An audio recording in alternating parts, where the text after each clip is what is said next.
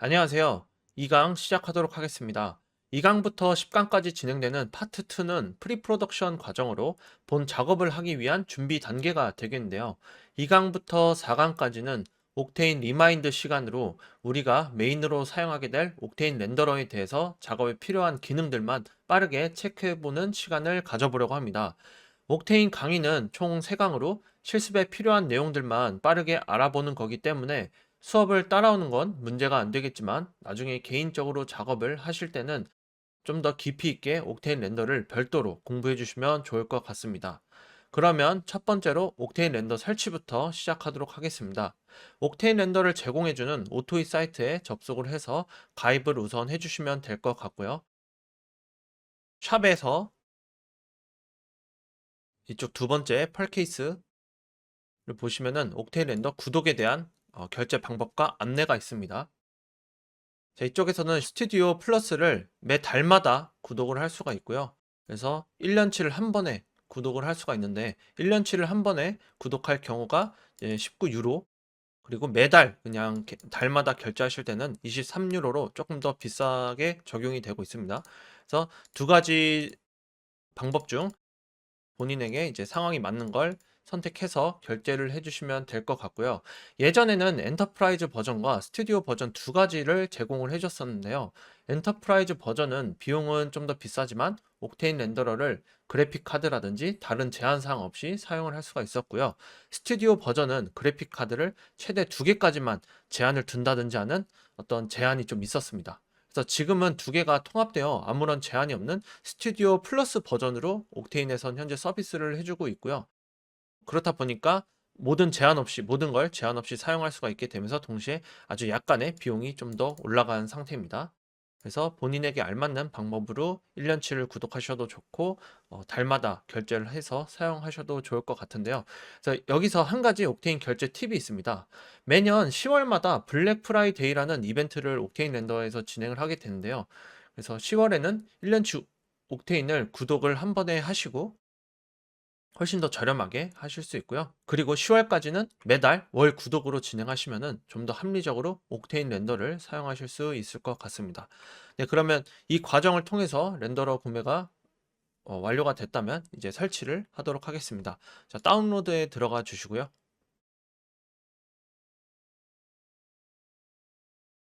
이쪽에 보면은 시네마 4D 버전을 설치할 수 있는 버튼이 이렇게 바로 나오게 됩니다. 지금 보시면 2022.1.2 R2가 제일 최신에 나온 버전이고요. 그 전 버전들을 설치하고 싶으시다면 뷰 올더 버전을 선택을 해주시면 됩니다.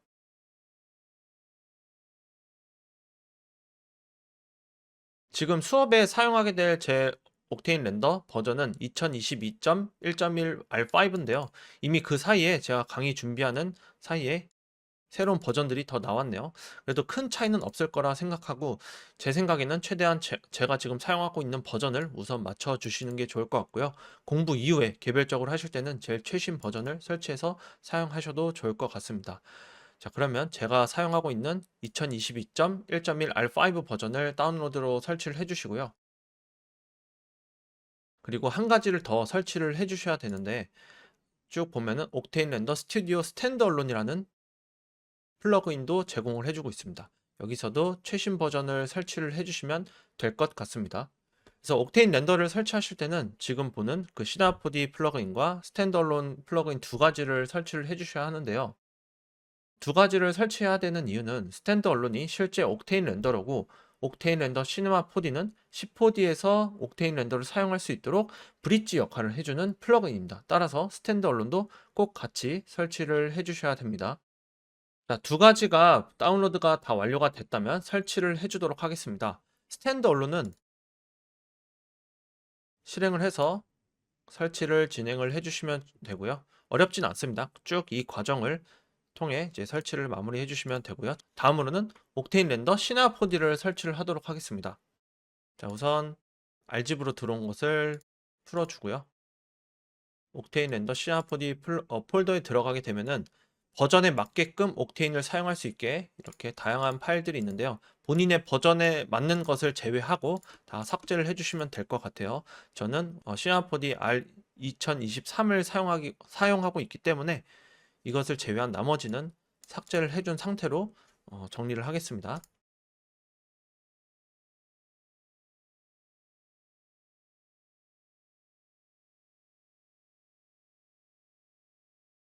자, 다음은 시나포디를 실행시켜 주시고요. 상단에 Edit, Preference 폴더를 실행시켜 줍니다.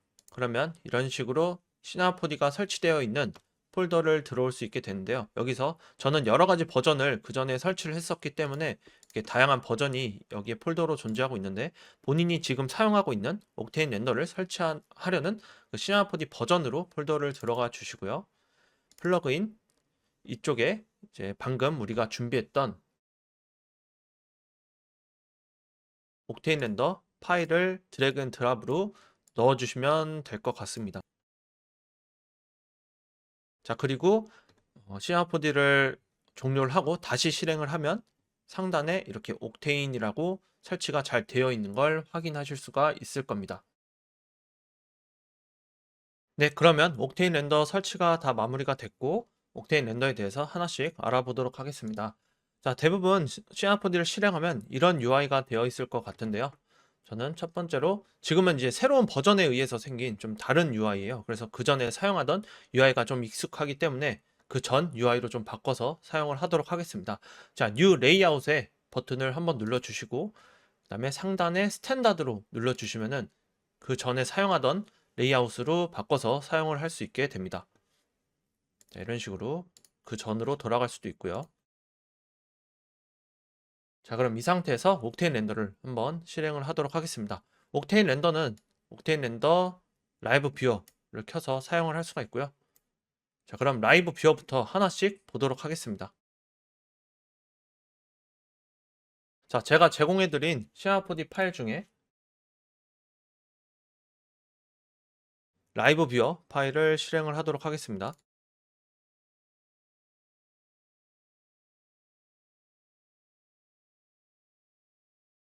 자, 렌더를 실행시켜 주시면 이런 식으로 렌더된 화면을 확인할 수가 있습니다. 자, 첫 번째 라이브 뷰어부터 하나씩 보도록 하겠습니다. 자, 첫 번째는 렌더 버튼인데요. 말 그대로 렌더링을 해주는 버튼입니다. 자, 다음으로 볼 거는 퍼즈 버튼인데요. 말 그대로 이렇게 렌더를 스탑하고 다시 작업을 할 수 있게끔 할 수 있습니다. 자, 다음으로 볼 거는 기어 모양의 버튼인데요. 이거는 옥테인 렌더에 대한 세팅을 할 수가 있습니다. 그래서 이쪽에서 렌더링 방식이나 샘플링 등 다양한 설정을 할 수가 있게 되고요. 이거는 뒤에 좀 더 자세하게 이 영역만 더 보도록 하겠습니다.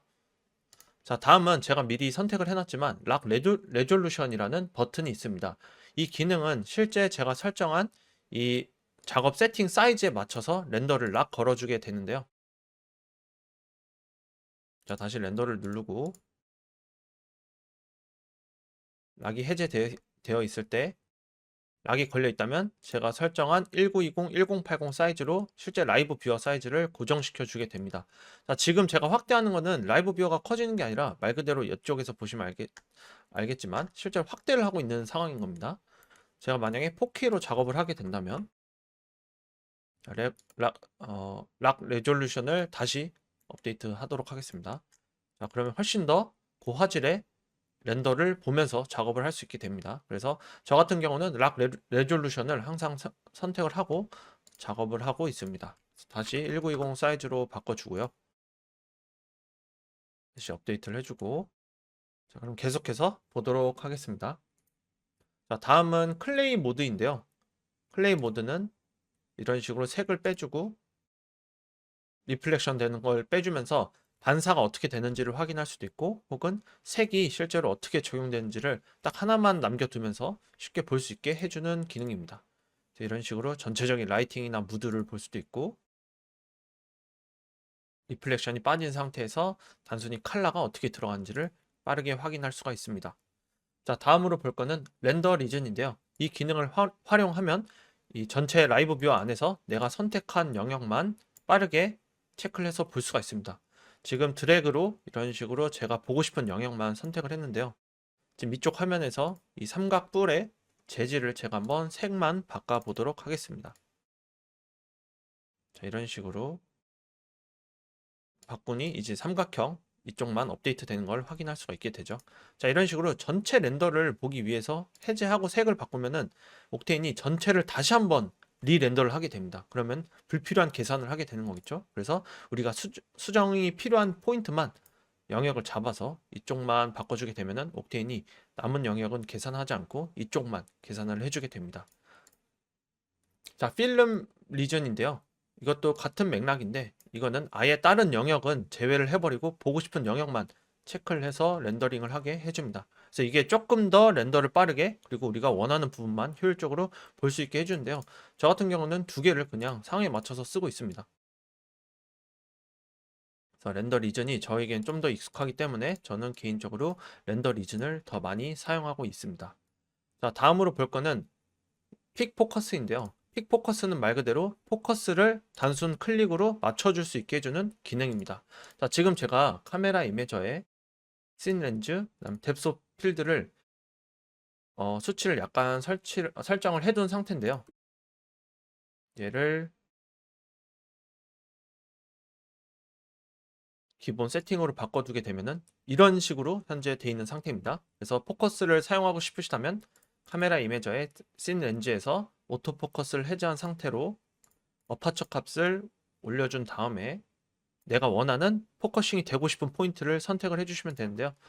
이쪽에서 보이는 라이브 뷰어에 픽 포커스가 선택되어 있는 상태에서 저는 지금 제일 가까이 있는 이 스피어를 보고 싶다고 한다면 이 스피어를 눌러주시면 됩니다. 자, 그러면 이쪽으로 포커스를 자동으로 맞추게 되죠. 그리고 자동으로 포컬 뎁스도 이 동그라미 위치가 있는 수치로 바꿔주게 됩니다. 그래서 이런 식으로 클릭으로 쉽게 바꿔줄 수가 있게 됩니다. 그래서 이렇게 픽 포커스를 알아봤고 다시 오토 포커스를 한 뒤에 기본 설정으로 바꿔서 설명드리도록 하겠습니다. 자, 여기까지 다 봤고요. 다음으로 볼 거는 오브젝트 탭인데요. 여기서는 옥테인 카메라, 그 다음에 HDRI, 다양한 라이트들, 옥테인 스캐터, 옥테인 볼륨 등 다양한 기능들을 제공해주는 탭이고요. 매테리얼은 말 그대로 우리가 옥테인에 사용하게 될 재질들의 다양한 옵션들을 여기서 제공을 해주게 됩니다. 그래서 이쪽에 들어와서 우리가 사용하게 될 매테리얼을 선택해서 디테일하게 조절을 해주면 되겠죠. 자, 다음으로 볼 거는 컴페어 기능인데요. 이것도 제가 굉장히 많이 쓰고 있는 기능입니다. 우리가 작업 시 특정 부분만 라이트나 컬러를 수정하고 싶은 경우 렌더 리전 혹은 필름 리전을 사용한다고 했잖아요. 이 상태에서 컴페어 기능을 같이 사용하면은 비포 애프터를 비교하면서 수정이 잘 됐는지, 라이트가 좀 더 밝아졌는지, 색이 약간 바뀌었는지 디테일하게 확인을 할 수 있게 됩니다. 우선 컴페어 기능을 한번 실행을 해볼 건데요. 컴페어의 스토어 렌더 버퍼를 우선 눌러주시면 됩니다. 자, 그럼 A, B가 나왔고요. 제가 이 삼각형 폰을 색을 한번 바꿔보도록 하겠습니다. 자, 이런 식으로 바꾸니까 이쪽이 지금 렌더링이 업데이트 되고 있는 게 확인이 되죠. 그러니까 B가 그 전 거 비포고 A가 애프터로 나오고 있는 것 같습니다. 그래서 이런 식으로 우리가 수정된 영역만 어떻게 되고 있는지 비포 애프터를 보면서 확인할 수가 있고요. 자, 렌더 리즌을 한 상태에서 이런 식으로 빠르게 볼 수도 있고 필름 리즌을 한 상태에서도 이렇게 특정 영역만 빠르게 비포 애프터를 확인하면서 볼 수가 있습니다. 자, 확인이 됐다면 다시 돌아가기 위해서는 컴페어의 Enable A/B Comparison을 해제해 주시면 되고요. 다시 원래 색으로 바꿔주도록 하겠습니다. 자, 그래서 여기까지 빠르게 라이브 뷰어의 필수적인 기능들에 대해서 알아봤고요.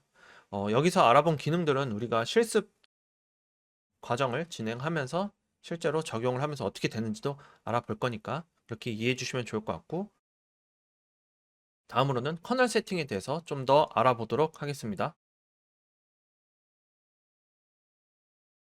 제가 제공해드린 파일 중에 두 번째 커널스라고 되어 있는 예제 파일을 실행시켜 보도록 하겠습니다. 자, 이렇게 렌더링이 나오게 되는 파일을 실행이 되어 있는 상태고요. 자, 그러면 커널 세팅에 대해서 다시 한번 알아보도록 하겠습니다. 자, 커널 세팅은 라이브 뷰어의 이 톱니바퀴 버튼, 이 옥테인 세팅에서 이쪽 커널 부분에서 우리가 설정을 세팅을 할 수가 있고요. 혹은 상단에 옥테인 탭에서 옥테인 세팅을 눌러주시면 같은 설정 창이 나오게 됩니다. 이쪽에 있는 커널이죠. 자, 이 커널 세팅을 보면은 크게 5가지 렌더링 세팅을 기준으로 이제 설정을 할 수가 있게 나누어 줍니다. 여기서 제일 중요한 방식으로 봐야 될 거는 이쪽에 패스트 트레이싱과 그 위에 디렉트 라이팅 2가지가 있습니다. 자, 2가지 렌더링 방식은 GI, 즉 글로벌 일루미네이션이 적용이 되냐 안 되냐에 따른 차이가 있는 렌더링 방식입니다. 옥테인뿐만이 아니라 대부분의 렌더러에 적용되는 개념 중 하나가 GI라는 게 있는데요. GI는 글로벌 일루미네이션이라는 용어로서 빛이 1차적으로 어떤 포인트에 닿을 때 거기서 끝나는 게 아니라 사방으로 빛이 바운싱이 된다는 개념입니다.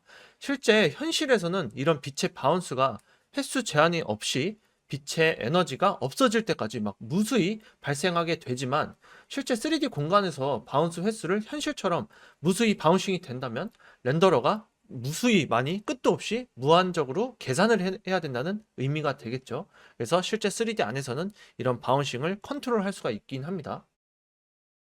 이런 원리가 적용이 된다면 빛을 직접적으로 받지 않는 영역도 자연스럽게 우리가 밝아지게 할 수도 있게 될 테고요.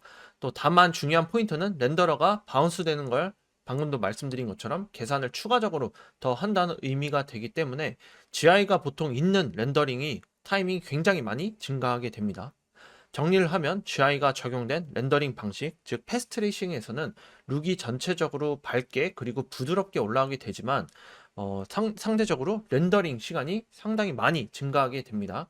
반대로 GI가 없는 디렉트 라이팅 같은 렌더링 방식을 사용하게 된다면 룩이 상대적으로 어둡게 조금 떨어지긴 하지만 렌더링 타임은 굉장히 빠르게 적용이 됩니다. 자, 돌아가서 옥테인에서 제공해주는 패스트 트레이싱에는 GI가 적용이 되고 디렉트 라이팅에는 GI가 적용이 안 되게 됩니다.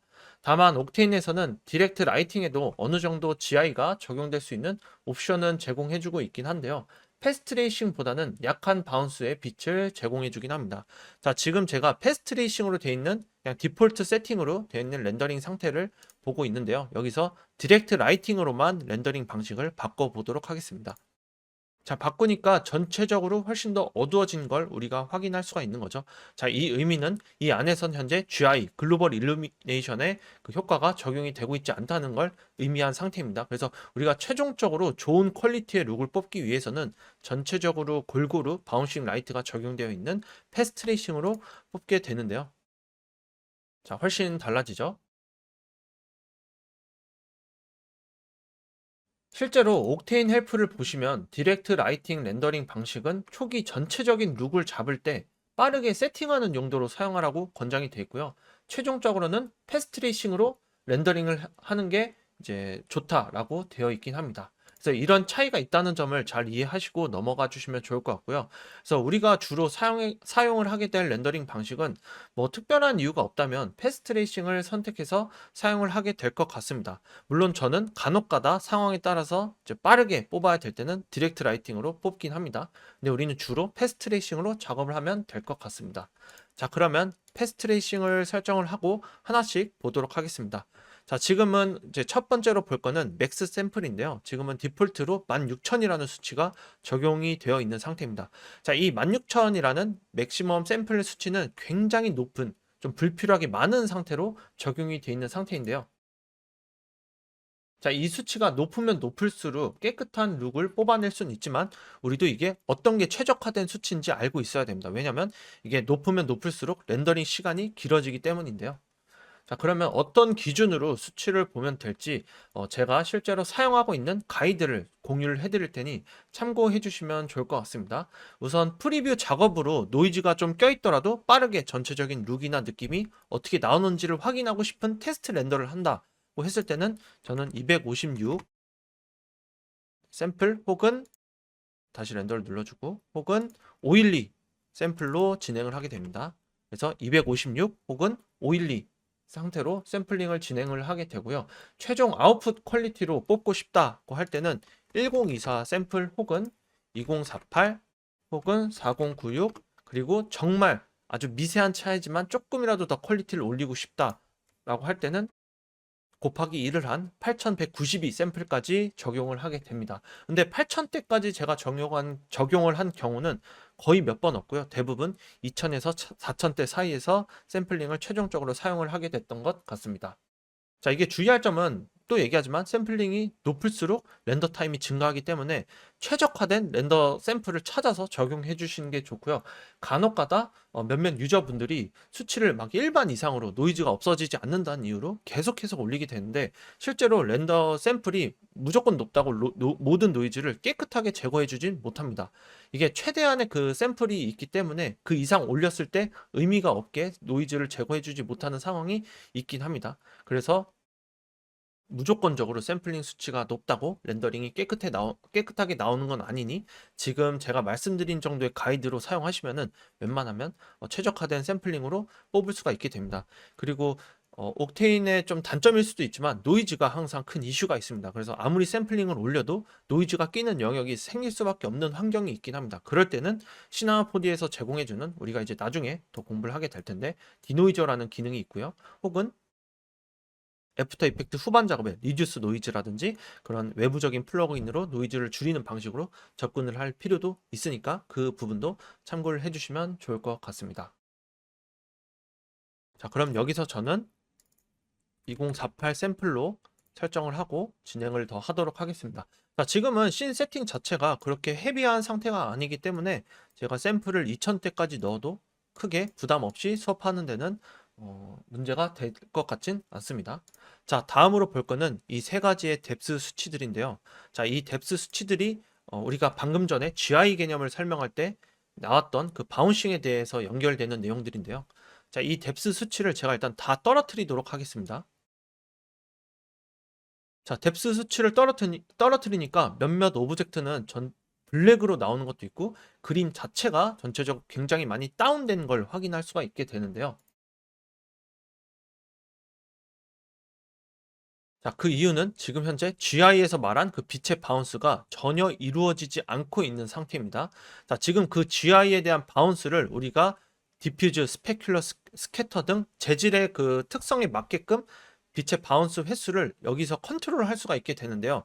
자, 이걸 컨트롤하는 이유는 빛이 무한대로 반사된다는 것은 렌더러가 무한대로 그걸 계산한다는 의미가 되기 때문에 렌더 타임에 굉장히 많은 영향을 주게 돼서 우리가 직접 이 수치를 컨트롤하면서 바운싱 되는 횟수를 제한시킬 수 있다는 기능입니다.